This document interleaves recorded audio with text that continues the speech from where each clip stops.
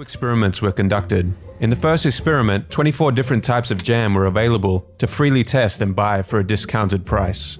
In the second experiment, only 6 different types of jam were available to freely test and buy for a discounted price.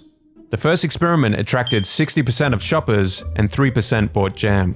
The second experiment attracted 40% of shoppers and 30% bought jam. Even though more shoppers were initially attracted to more variety, with less choices the supermarket was able to sell 10x the amount of jam. This is the paradox of choice. For most people, a large selection of any given product is seen as a net positive. But once the number of choices increases past a threshold, our subjective state becomes negative and leads to inner paralysis and decision fatigue. The paradox of choice can also be found in modern-day dating. In the past, you would marry people you met locally. Nowadays, we have too many choices. And you may think that all that variety would make it easier to find the perfect partner, but more optimal decisions can be made when given a smaller amount of options to choose from.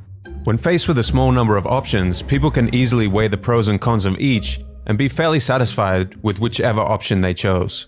When faced with a large number of options, knowing which option is best becomes more difficult, and the more options there are, the more chances there are of feeling regret. With more options, the more you feel the need to compare. The attractive features of the alternatives diminish the satisfaction in your final choice. Even if we made an excellent decision, the opportunity costs of the other options subtract from the overall satisfaction of our choice. Too many choices often leads to people not making any choice and giving up on the endeavor altogether.